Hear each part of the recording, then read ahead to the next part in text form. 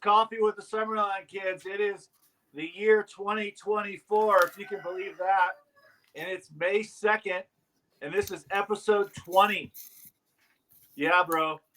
The episode 18 was a couple days ago with Dirk, so we're here, man. Episode 20, baby. You know what Yeah. that Oh, is? yeah. Oh, I love it. A little coffee additive.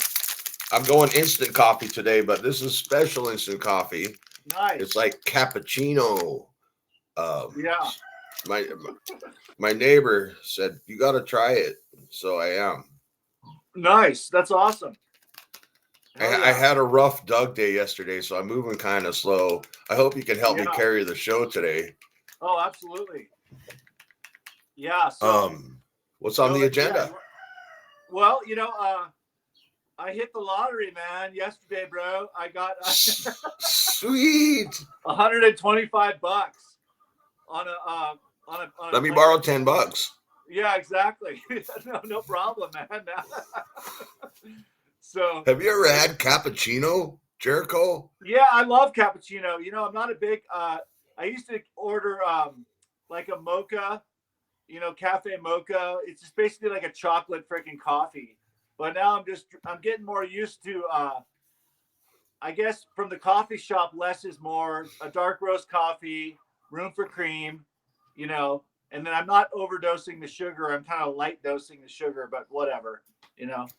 If you ever want a super duper, like, I need to wake up and keep going for like 12, 15, 20 hours, right? Get a quadruple shot of coffee. Oh my God. Wow.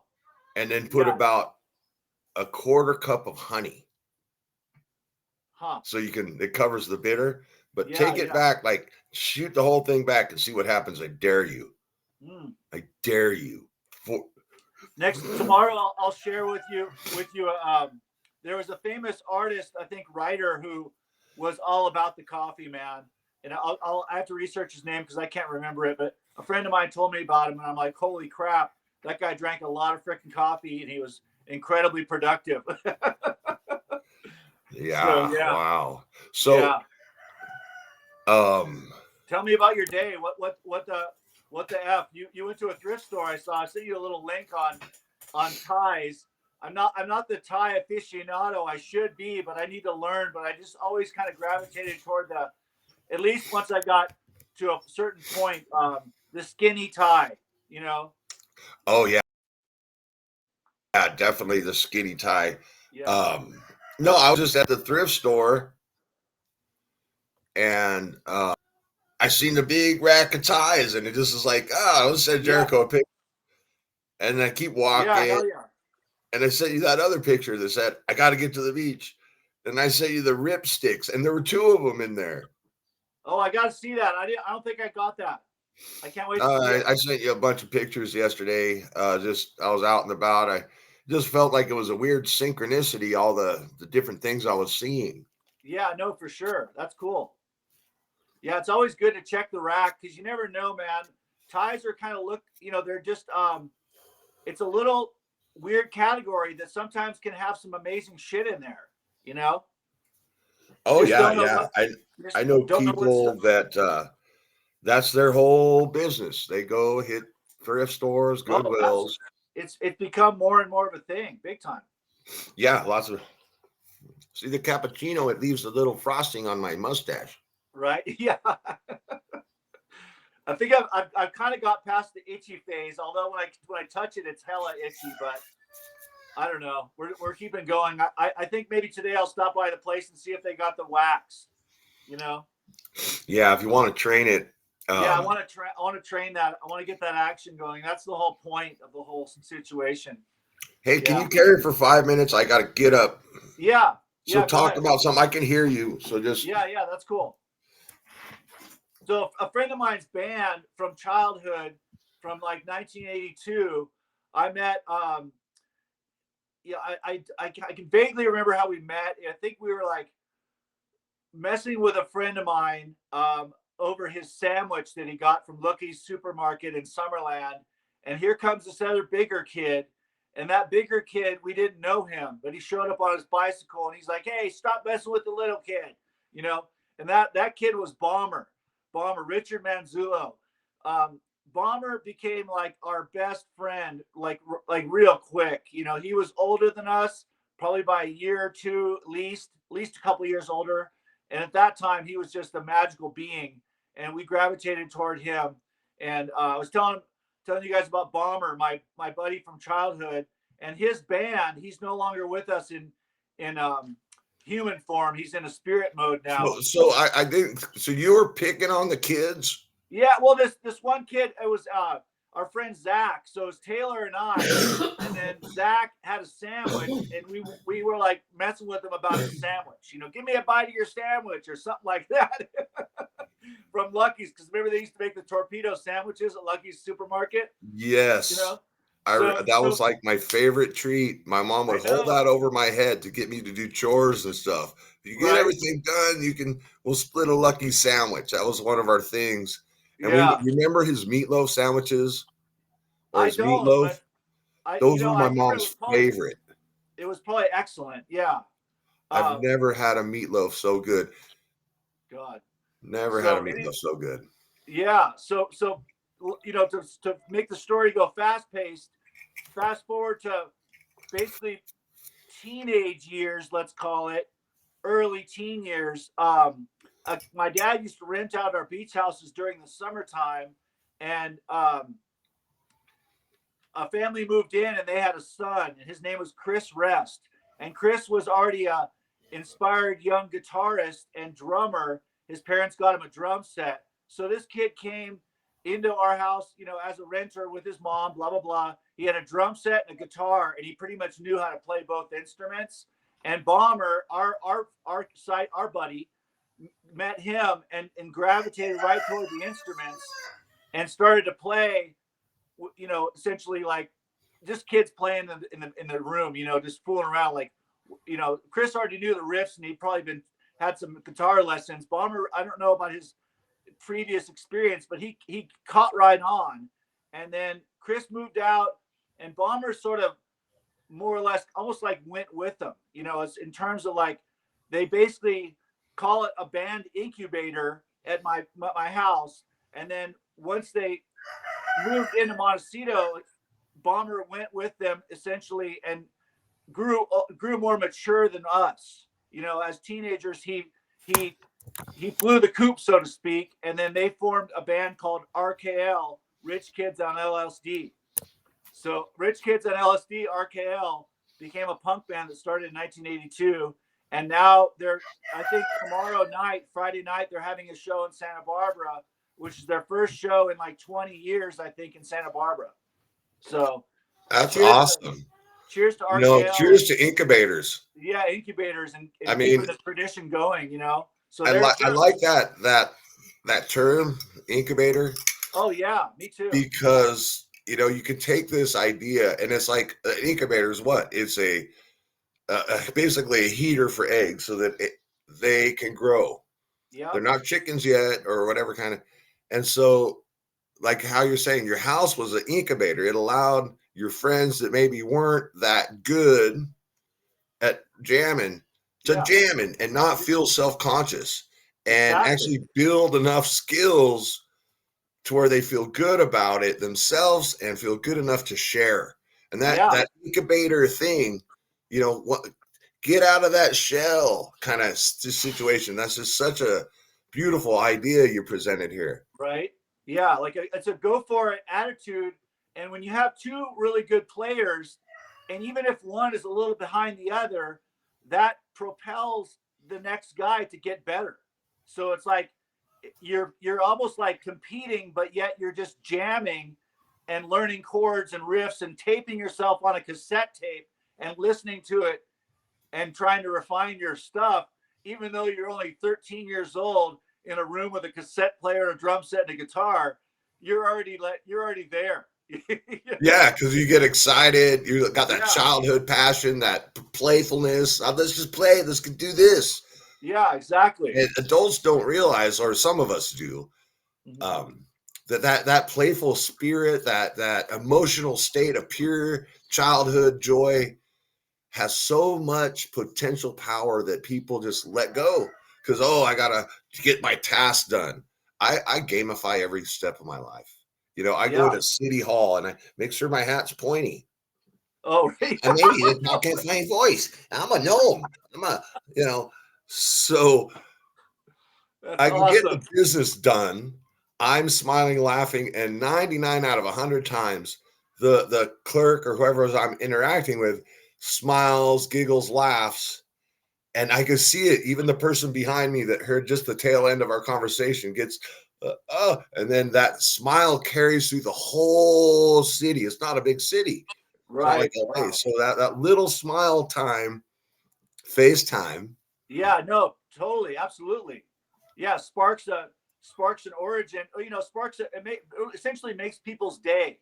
It really does. Like, it makes their job like not so blah. And because I know those positions are tough when you're behind the desk, and they just hear a lot of like rah rah rah. They're like, oh, okay, let me look at that form for you. I don't know if you've ever seen Hitchhiker's Guide to the Galaxy, but the people Not that I behind the desk, remember. it's freaking amazing, bro. It's Dude, awesome. I look like a gnome. I really do. Yeah, exactly. You're a garden gnome. Yeah, hell yeah. So the funny thing about RKL, Rich Kids on LSD, a friend of theirs drew a cartoon character called the Beanie Boy, and he wore a little boy? beanie boy. Yeah, so Oh. he wore a beanie like yours, but it had a propeller on the top of his beanie, like a little spinning propeller. Yeah. Freaking amazing. Like Tweedledee and Tweedledum from Alice in Wonderland. Exactly. Hell yeah, man. Looking sharp.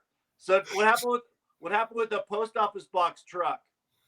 Is it sort of So I have this fantasy, imagination fantasy that I've been throughout the galaxy. I'm an ancient soul, right? Mm-hmm. And I got this ID. Let me see if I can find it. I'll put it on cam. Men in Black, the movie. Yeah. What happens when the Men in Black retires? I don't know. They become a postal worker, right? From Men in Black 3, from 3 or whatever. I think it was a 2 or 3. K retired, became a postal worker. All the aliens are working in the post office. No way. My question to you is, what happened to the postal box? No, my question to you is, what happened to that postal worker when he retired? Oh shit, I don't know, man. I seriously don't know. The details on the envelope, paperwork. So we got the paperwork. Okay. I'm going to the DMV today. Oh, do your research. You're doing it correctly, man. So yeah, well, it's a good score anyway, regardless, because I was shopping garden sheds and containers. Okay. And so even if I just say, oh, no, this is my garden shed container, I'm saving money because and you could file a non-operational status on it, like a non-op. It's already non-opt. Okay, good. That's a positive story. Yeah. It's smog exempt. According to the seller, he drove it to where it is, and it should run. Okay, the tires have air in it. They don't look sun weathered too much. So me looking at going, okay, I get an aluminum box for my yard. Yeah, that's cool. I might get a running truck. Yeah, no, that's amazing. Sounds like cool. And then, like you were saying, the art, right? And we talked about some of my ideas. Come to find out, Jericho, is a 1970 International Metro aluminum. That's what it is? Yes. Okay, wow. Okay, cool.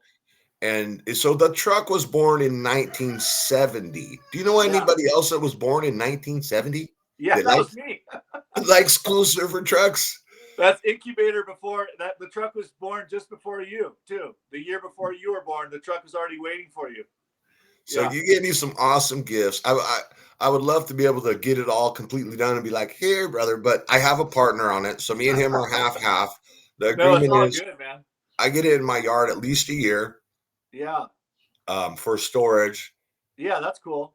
And our hopes is to get it registered, get it equipped for a work truck. Yeah, that's awesome. And if it works as a work truck, to keep going and maybe do some customizations. I'm not sure. I haven't found many of them for sale. Right. The International Metros, there's 2 styles. There's the older style with the rounded that are super classy, and then there's the new second style with has that box look. Now that's the one you're talking about. Yeah. And so those older ones are really super desirable. People customize them and put air shocks and super high up motors and perfection paint jobs. Yeah. And they're like high dollar items. I haven't seen too many of the 70s super tricked out. Okay. But it's just kind of cool. Me and my friend like cars. Yeah, that's cool. We were looking for kind of something that we could put all the tools and materials in. I'm the partner that drives. I'm Cheech. He's I don't know what he is. Doug. He's a Doug. Yeah. But yeah, so it was cool. I tried to stream, but the place we went was we weren't getting Wi-Fi. Okay. Okay. So I think part of it streamed and then we cut off. But yeah, I'm trying to put together a story on the truck. Yeah. Like, oh, we're picking it. Oh, we're getting it out. Oh, we got it in its new spot. And just kind of make the story. I'm getting better at podcasting, so that's cool. Yeah. What I found is like 1 minute video clips. You know, if I shoot for 1 minute or 30 seconds, just as a video, and then later it's shareable. I think it doesn't take too long to upload. You know, at least on my phone. You know what I mean? To share to Facebook, to share a 1 minute clip to Facebook is, I want to say, pretty doable. 30 seconds is even more doable. You know, and to the shorter the clip, the quicker it is. Yeah, to upload, huh? Yeah.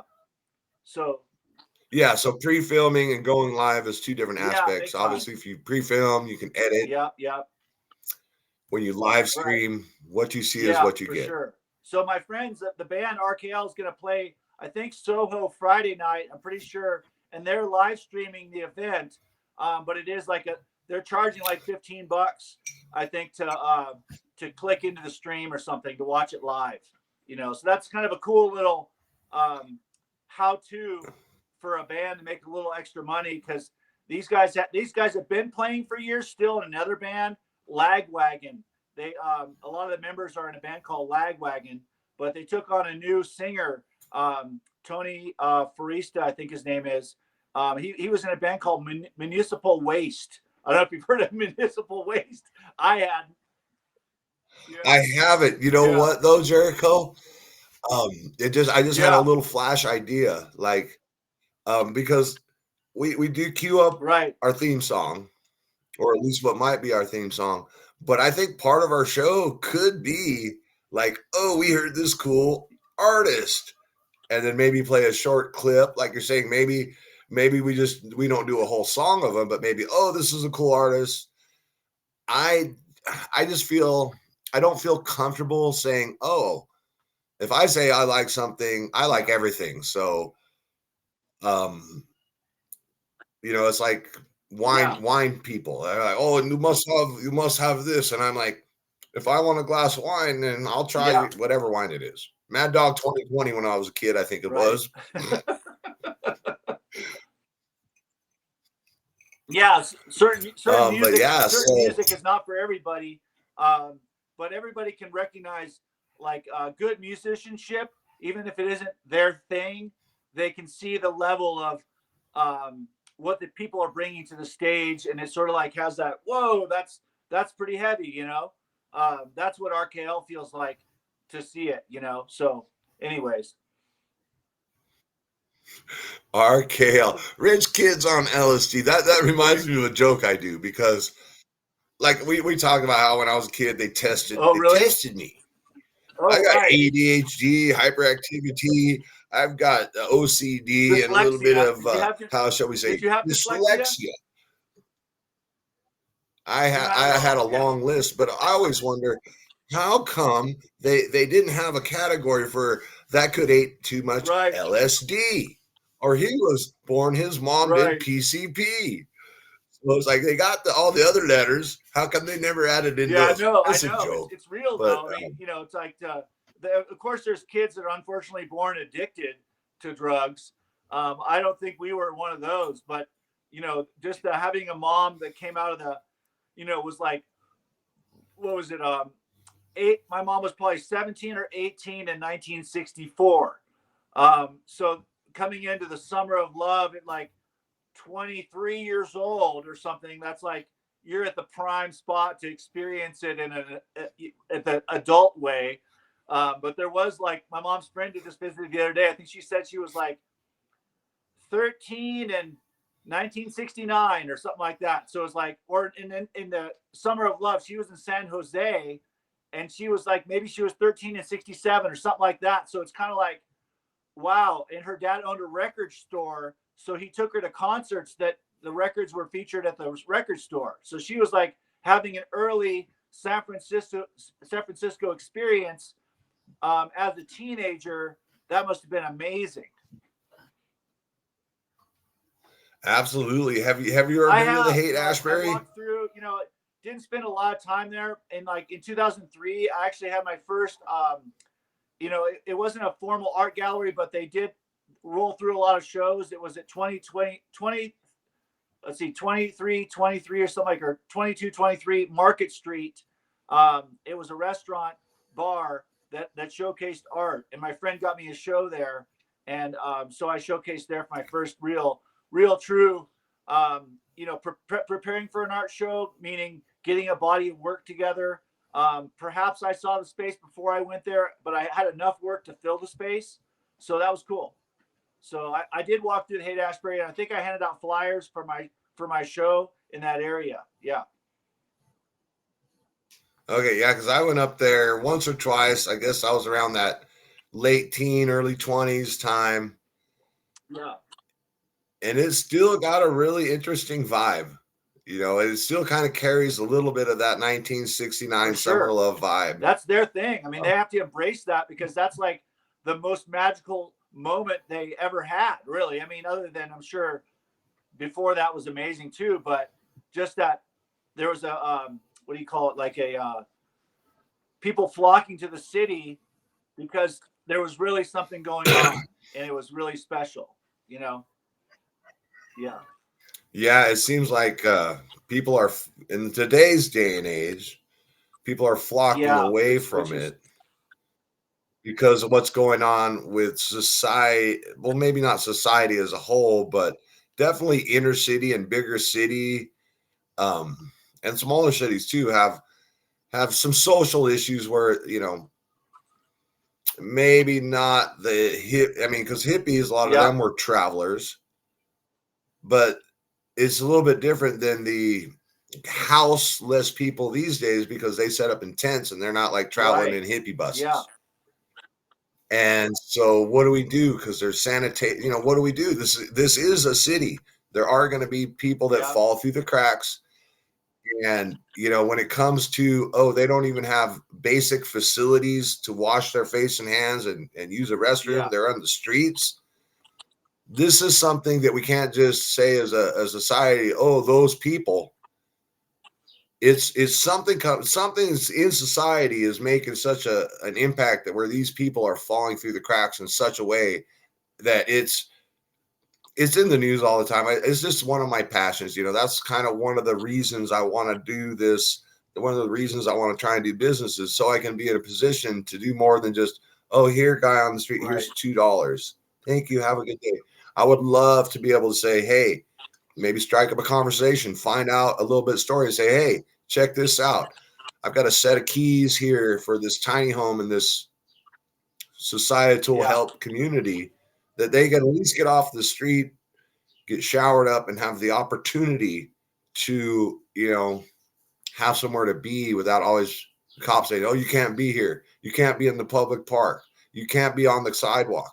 Okay, so they go out in the country. Well, how do you get food when you're so far out in the country? If you got a car, you drive into town and load up groceries. If we move homeless people out there, how are they going to get even food? They don't have a car. So this is more top level stuff, city manager, county manager type stuff. But I think, that's just one of my reasons for getting and putting my funny hat on and making you jokes. No, but it's real. But there's a reason to help, because I got everything I need. I got everything I want. I got food. I got cats. I got home. I got warm blankets. You're leading by example in a situation that was in your life at some points like overwhelming of how am I going to pull this off? And thankfully you had the spark and you could kind of see perhaps the destination as it, but it's sometimes it's difficult. Like when you're mid journey to see what direction you're headed. Maybe you just know you're going in the right direction, and but it has to unfold in front of you as you go. Really, there's only one way to get to the destination, and that's what is it? One day at a time, one foot in front of the other. I guess it's challenging. Well, yeah, it's like I read a post, and I think it's a recent new friend that you connected me with. Yeah. But it was about how social media, people are reaching out on social media. How do they reach out? Just, my life sucks. My life sucks, right? Oh, right. Yeah. Yeah, this person, it's like, okay, that's reasonable because if me and you were talking, I was like, hey, bro, or I mean, Jericho, I gotta quit using the term and start using names. But you know what I mean, Jericho? Like, I could reach out to you and go, hey, yeah, you seen that post? Yeah, I'm really kind of going through something. And that social aspect of social media, everyone's in the media aspect. Oh, let me show, let me share, let me share, let me give you, give. But there's no social right, back and forth. So it's kind of a weird paradigm with social media.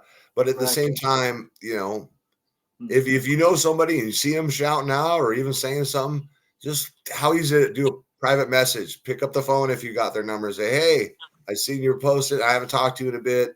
I hope things are going okay. And even that little tiny bit of emotional support system can help. When I was homeless, I was lucky. I had a huge support system. It was easy for me to transition from being a traveler and exploring my California to being in a house. It was easier for me because I already had the tools mentally, mindset. I have had years of coaching throughout my life, years of training, years of focus. And I find some of these people I talk to on the street, they have nothing. They have no family. They have maybe burnt bridges. They have trouble dealing with society, so they can't even go into the social offices and get the benefits that are available. So that's my passion. I wish everyone could have been born and grew up in Summerland and had that experience, because then they would know, hey, we can just hang out at the beach all day and wait until and then we can take on the world with strength. Yeah, exactly. Totally, man. Hell yeah. So we didn't do a station break again. I don't know if you have any promos. I want to pop Dr. Fantastic, the Be Kind movement. I want to pop the Passion Company, Jeremy Lastman. What a great life coach. He's like my go-to coach these days. I want to pop Jericho's art. I want to pop Pirate Radio podcast. And so I'm going to cue up the music, Jericho. Okay, cool. Nice. Let's do this. Cheers. Let's do the show. Sounds good. Yeah. So tomorrow night is RKL is going to hit the stage, I believe, at Soho Music Venue in Santa Barbara. Rich Kids and LSD. You can find them online. Hit them on YouTube. I think they're one of their most amazing songs. I think it's called Blacked Out or Blocked Out. It's a great, just magical performance. It's sort of like a blended performance they put together from a number of shows, but it's all in one song. Chris Rest has done an amazing job of carrying the band through the decades of their time together. And so they're going to be doing a live stream from the show. I think it's a $15 charge. You can find them on Facebook, Rich Kids on LSD. They're just a really fun. They're a punk rock band, like with a skate rock influence. So here we go with our song. We're getting queued up. Ode to the Summerland Kids. So yeah, we're rocking along here. Aaron's been working in this AI studio. Here we go. Summerland Kids, an amazing group. Each one of them unique. Look at the proof. Summerland is a place not too far away. Maybe you'll visit us here on Sunday. The town on the coast, a beautiful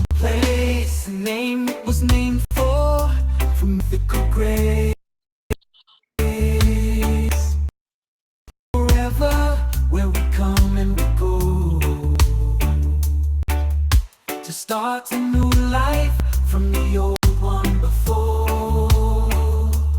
Some say it's like heaven, a place we will stay. Others profess it's the origin from where we go away. And then others might say the place is not real.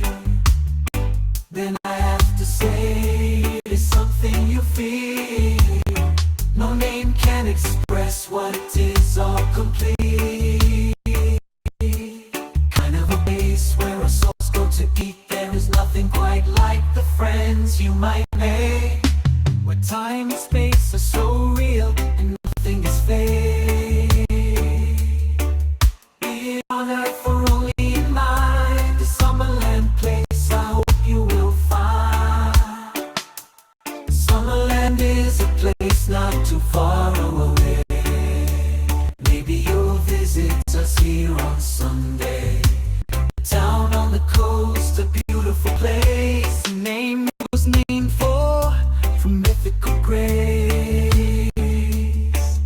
A place in forever, where we come and we go. Hell yeah, we're back. The Summerland Kids are Always the remix. each one of them unique. Look at the proof.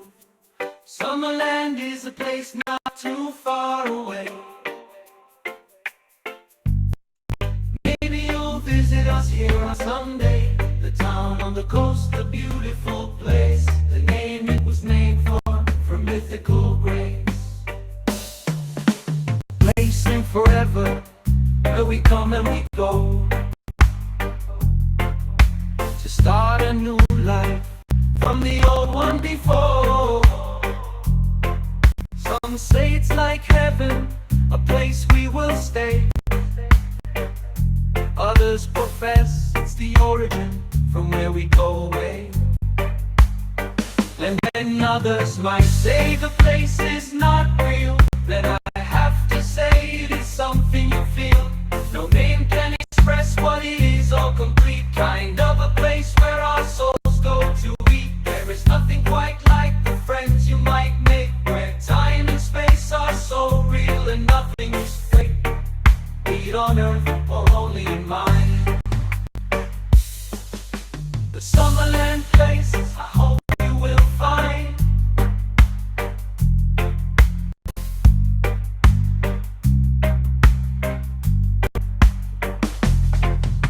The Summerland place, I hope you will find.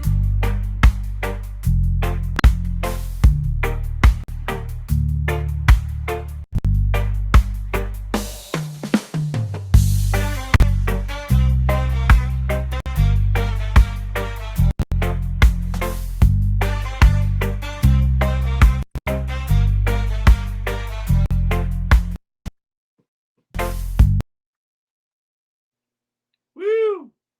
We're back. Aaron's in the bubble. So yeah, this is episode 20. I am in We're the coffee bubble. with the I am the Summerland bubble Kids. boy. Yeah. Oh, Coffee dude, with the every Summerland Kids. time. I thought I only wrote poems on this while I was writing, but this one, woo! Yeah. Every time, Jericho.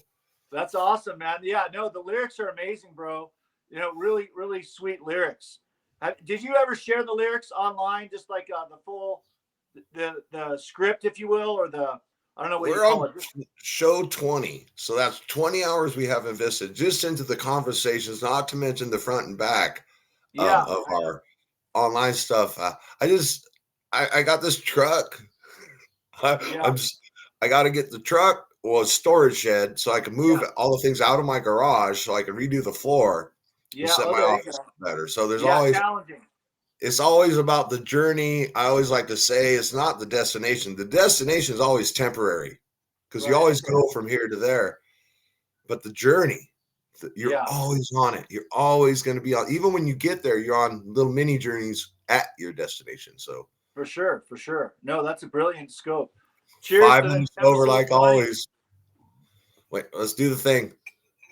Yeah. Cheers to what is it? Tigger and Aaron and Jericho, episode 20, Coffee with the Summerland Kids, May 2nd, 2024. Have a great year. Ta-ta for now. Yep. All right.